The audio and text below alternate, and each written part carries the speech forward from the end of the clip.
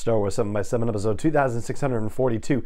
All right, we're going to continue our series of looks at Star Wars Visions, the anime series from Disney+, and we've got the Ninth Jedi in store for you today. This is the 5th installment in Visions, and we're going to supplement the conversation with some information from the filmmaker-focused featurette focused on that particular short. Punch it.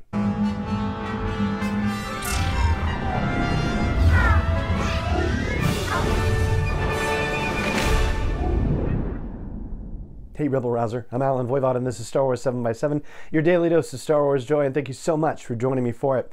So, as with the previous installments of our Looks at Star Wars Visions episodes, we're going to focus on 5 top takeaways from these episodes, and yeah, let's see what we get into. First of all, I should say that this is, reminding you a full spoiler episode for Star Wars Visions, so if you haven't seen it yet, you know the drill. All right, so there you go, you are forewarned. So the first takeaway I have for you is just the general gist of the thing, and we kind of find out a little bit about it as it ends. And so we're bookended with the beginning saying that it's been many generations since the Jedi were seen in the galaxy, and it's also been a very long time since anyone's seen a lightsaber. And so this guy, Margrave Juro, and Margrave, you find out, is a title, it's not a name of a person, has put out a call to Jedi. And Cara, by the end, the young girl who's the daughter of the sabersmith, is invited to become the Ninth Jedi. And so it seems like if you're going to invite somebody and say, you come with us and be the Ninth Jedi, and Cara was never, part of the plan in the first place, it suggests that there were 8 Jedi who were called to the Margrave's planet, and with the hopes that they would take up lightsabers and become Jedi and help restore order to the galaxy, which is yet again repeating the cycle of stuff that happens in the Star Wars galaxy. And don't get me wrong, this is not a criticism of the short. It's actually a commentary on the rhyming nature of Star Wars, that here we are again, as with the High Republic, as with the regular Republic before the fall of the Empire. Now we've got another story generations out where Jedi are again being asked to go to war on behalf of the galaxy, and it's just, gosh, it's just not going to end well, is it? And that leads me into the second takeaway, which is the fact that this is another cliffhanger episode. So the twins, before, it was certainly a very cliffhangery episode. And yeah, I suppose you could say that there are, elements of the Village Bride, like, wanting to see what F's future exploits are, or Tatooine Rhapsody with the band and what happens to them next. But I mean, those aren't really like cliffhangers or clear serialized situations. But for sure it is the case with the twins, and very for sure it is the case with the Ninth Jedi. And I would say that Ronin, the first one, tends to fall within the same category as The Village Bride and Tatooine Rhapsody, in that it's not readily apparent that there's intended to be a sequel or that there's intended to be a future story, although the filmmakers in the featurette for Ronin definitely make that implication, and certainly that's what we're getting with the novel Ronin. But it's definitely a much clearer presentation of that sort of cliffhangery serial vibe with the twins and now the Ninth Jedi. And the third thing I want to flag sort of builds on that continuation. So the way the story ends is that the Jedi who were summoned by Margrave Juro, not all of them made it, and some of them were killed by Sith. So that's a great turn when they have the people who have arrived and you think they're Jedi and most of them are Sith. That's a pretty cool twist.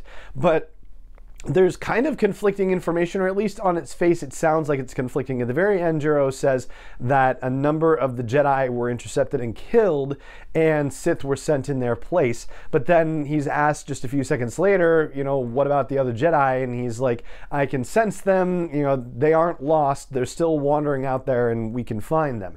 And that's where, the cliffhanger situation happens, along with, of course, the fact that the sabersmith has been taken away, and so they gotta go find him as well. But based on the count, it was 5 Sith who arrived, and that means that they either killed those Jedi, or maybe they didn't all kill their Jedi, and other, of the Jedi that were summoned were wandering around, or maybe they summoned a lot more and they only got answers from 8 of them or something like that. I don't know. It's not really clear. And so it's a situation where I do hope that this is a, you know, big flag that they intend on continuing this story, whether it's in an animated form or if it's in some other format, like a book format or a manga format. And as a fourth thing, I do want to talk about that whole structure situation, because in the filmmaker focus featurette, they talked about how they initially developed 2 stories for this, and ultimately when Lucasfilm reviewed the ideas, they said, you know what, like they kind of seem like they build off of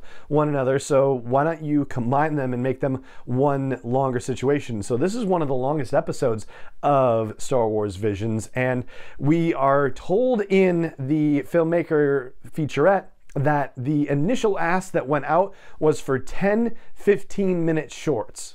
And so that brings back the whole thing from the Disney Investor Day, where it was supposed to be 10, that's what was announced, and we only have 9. So I guess it sort of raises the question, was this the 10th, like were, you know, 9 and 10 smashed together to create 1, or is there still one lurking out there that we haven't gotten yet? And so far they've made some announcements about the Disney Plus Day that's happening in November, and there's going to be a Boba Fett special that's a part of that, but wouldn't it be fun to get the 10th Visions episode on Disney Plus Day? I think that would be rather fun.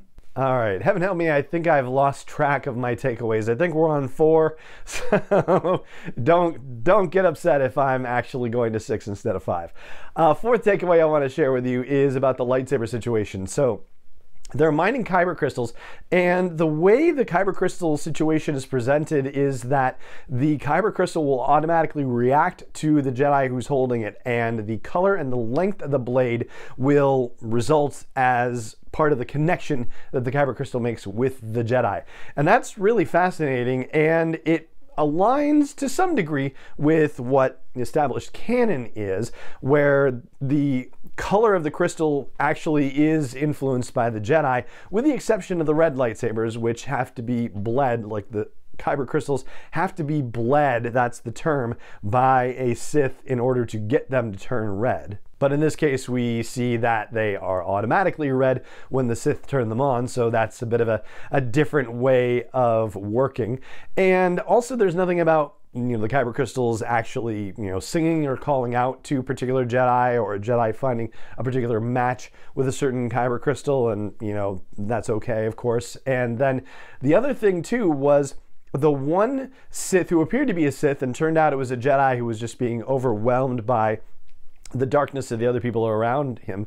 His lightsaber, while he was battling, turned from red to purple. And so you're like, whoa, that's crazy. What's happening? Is it possible that some of these, like, force nature is actually changing the nature of the blade and perhaps of the person too? And maybe that was sort of happening because that particular Jedi seemed to be sort of kind of waking up a little bit in the, you know, in the conflict when the blades were pressed together. And so, yeah, maybe that had something to do with it potentially. But I think the thing about the blade length, though, that was actually something where there was a manual setting on lightsabers of old where it would do that. And it's also interesting that it could be seen to evolve too. So when Kara has one initially, it's just gray, and then as she gets into action sequences, it starts to turn green. It actually develops a color, and so that suggests that as you become more attuned to the Force and your own ability to control it, wield it, manipulate it, as it were, or just, you know, work with it and flow with it, if you'd rather put it that way, that maybe the color comes out the more you're proficient and connected with and to the Force. It was a different point of view on lightsabers, basically. I thought it was pretty cool. And then the last takeaway, what I hope is the 5th takeaway, but might be the 6th, is where, if you were going to try to place this on a canon timeline, where would you place it? Well, at the very beginning, it does say that many generations have passed since the light of the Jedi was seen in the galaxy. And of course, you hear the phrase light of the Jedi, and suddenly your brain goes to the High Republic. And so I know that there's a situation where, you know, the light of the Jedi is supposed to go dark at the end of phase 1 of the High Republic storytelling initiative. So in my head, I was like, I know that logically speaking, what they're presenting to us makes it seem like it's far in the future, like far past the events of the sequel trilogy. And, you know, that certainly makes sense. There's definitely an argument for that. But it did make me wonder if it was, possible to have happened in the High Republic era, in whatever this period of darkness is going to be, and how long that will last, how many generations that will affect, or even if you go before the High Republic, but we still, don't have a canon sense of what comes before with any real solid meaty detail or anything like that. And funnily enough, it also ties into an episode that we did just a little while ago about Star Wars Hunters, and about where the two people that have lightsabers, Reeve and the droid JEDI, or 3DI, excuse me, where they got their lightsabers, and how many lightsabers are actually kicking around in the galaxy after the events of Return of the Jedi. And there aren't that many. I mean, maybe there's some in some collector storage facility someplace, but yeah, the fact that lightsabers themselves are gone, that does seem to suggest that we are, kind of far in the sequel trilogy future also, and doesn't necessarily seem like it would relate to, maybe whatever this period of darkness in the High Republic is going to be. So yeah, I feel like probably that's the best answer, like far in the future, but I'd like to hold out hope that it's not necessarily the only answer. Again, if it could be placed on the canon timeline. And so there you go. That's what I've got for you about The Ninth Jedi, which is the 5th installment in Star Wars Visions, and that is going to do it for this episode of the show. It just remains for me to say thank you so much for joining me for it, as always, and may the Force be with you, wherever in the world you may be.